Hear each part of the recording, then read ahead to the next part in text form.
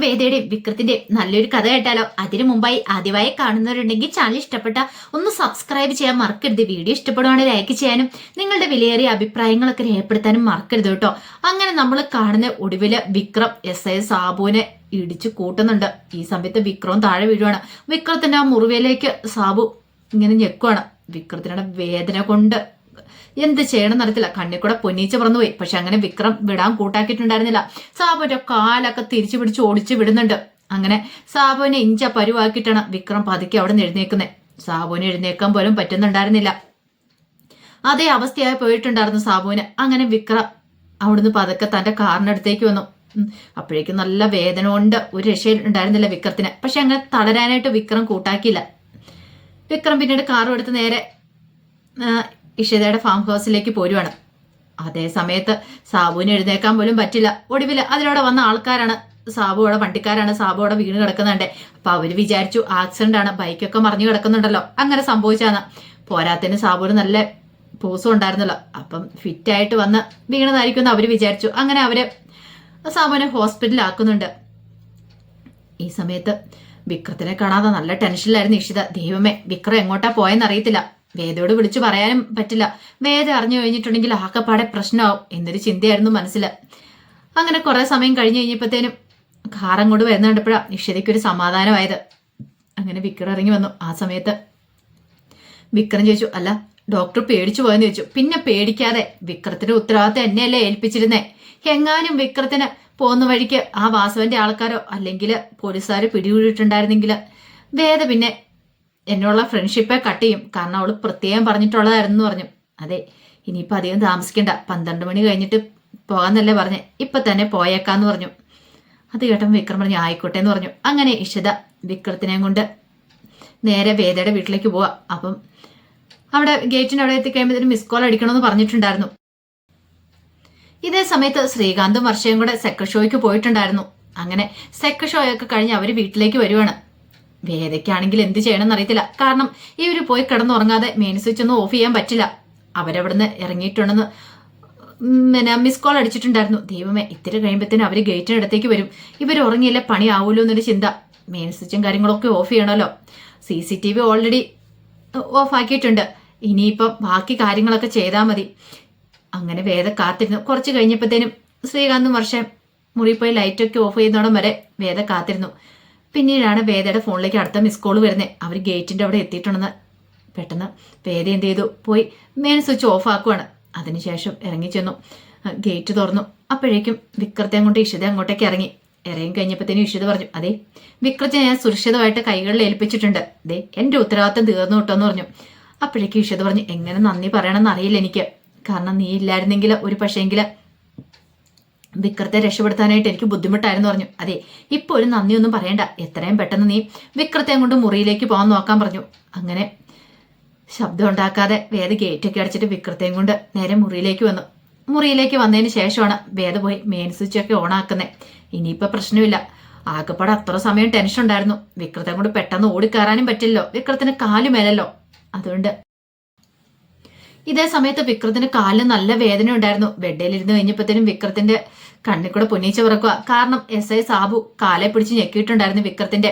നല്ല വേദനയായിരുന്നു വിക്രത്തിന്. ആ സമയത്ത് ആ വേദനയൊന്നും അത്ര കാര്യമാക്കിയില്ല. പക്ഷെ ഇപ്പോഴങ്ങനെയല്ല. ചോരയൊക്കെ വന്ന് ആകെപ്പാടെ വല്ലാത്തൊരവസ്ഥയിലായിരുന്നു. വേദ ഇത് കണ്ടു. വേദ വന്നിട്ട് പറഞ്ഞു, ഒരു കാര്യം ചെയ്യുക, ഞാൻ മുറിവ് ഡ്രസ്സ് ചെയ്യാന്ന് പറയണം. വിക്രം പറഞ്ഞു, വേണ്ട, അത് സാരമില്ല, ഇവിടെ ഇരിക്കാൻ പറഞ്ഞു. അങ്ങനെ എന്ത് ചെയ്തു, വിക്രത്തെ അവിടെ പിടിച്ചിരുത്തിയിട്ട് വേദ ഫസ്റ്റ് എയ്ഡ് ബോക്സ് എടുത്തുകൊണ്ട് വന്നു. വിക്രത്തിന് മുറിവും കാര്യങ്ങളൊക്കെ ഡ്രസ്സ് ചെയ്യണം. വിക്രം വേദന കൊണ്ട് പുളയുന്ന വേദ കണ്ടു. പിന്നീട് വേദ പറഞ്ഞു, അതെ ഒരു കാര്യം ചെയ്യാം, ഒരു വേദനയുടെ ഗുളിക തരാമെന്ന് പറഞ്ഞിട്ട് വേദ ആ വേദനയുടെ ഗുളികയൊക്കെ എടുത്ത് വിക്രത്തിന് കൊടുക്കുകയാണ്. അതിനുശേഷം ചോദിച്ചു, വിശക്കുന്നുണ്ടോയെന്ന് ചോദിച്ചു. ശരിക്കും പറഞ്ഞാൽ വിക്രത്തിന് വിശക്കുന്നുണ്ടായിരുന്നു. ഞാൻ എന്തെങ്കിലും കഴിക്കാൻ എടുത്തോണ്ട് വരാം, നോക്കട്ടെ എന്ന് പറഞ്ഞിട്ട് വേദ അങ്ങോട്ട് പോകാൻ തുടങ്ങിയപ്പോഴത്തേനും വിക്രം ആ കയ്യിലേക്ക് അങ്ങോട്ട് കയറി പിടിച്ചു. വേദ ഒരു നിമിഷം ഇങ്ങനെ വിക്രത്തെ നോക്കി. അതെ, എനിക്ക് വേണ്ടിയിട്ട് കുറെ റിസ്ക് എടുക്കുന്നുണ്ടല്ലേ എന്ന് ചോദിച്ചു. എന്താ അങ്ങനെ പറഞ്ഞേ? അല്ല, ഇപ്പൊ തന്നെ എനിക്ക് മനസ്സിലാവുന്നുണ്ട്. കാരണം വിക്രത്തിനെ അവിടെ കൊണ്ടുവരാൻ വേണ്ടിയിട്ട് CCTV ഓഫ് ചെയ്യുന്നു. പിന്നെ അത് മാത്രമല്ല, ആ വീട്ടിലെങ്ങാനും വിക്രം ഉണ്ടെന്ന് അറിഞ്ഞാൽ പിന്നെ അതും മതി വലിയ ഭൂകമ്പം ഉണ്ടാവാനായിട്ട്.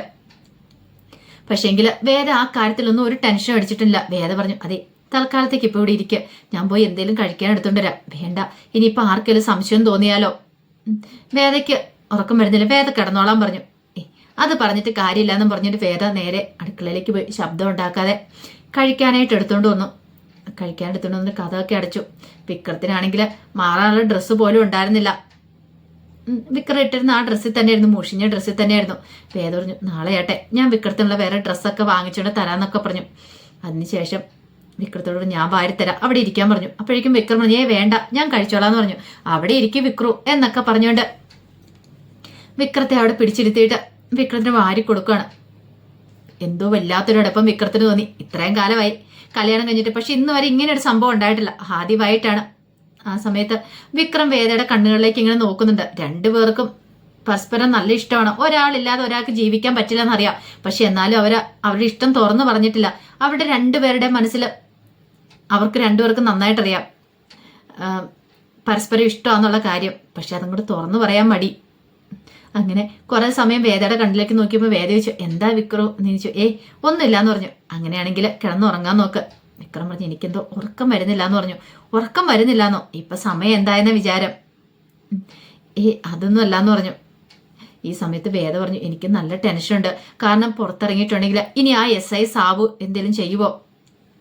അത് മാത്രമല്ല അയാൾ വീട്ടിലേക്ക് എന്ന് വീണ്ടും ഇനി വല്ല പ്രശ്നം ഉണ്ടാക്കുമെന്ന്. അപ്പോഴേക്കും വിക്രം പറഞ്ഞു, ആ കാര്യത്തിലൊരു പേടി വേണ്ടാന്ന് പറഞ്ഞു. അതെന്താ പേടി വേണ്ട, അവൻ ഇനി എന്താളും തല പൊക്കത്തില്ലാന്ന് പറഞ്ഞു.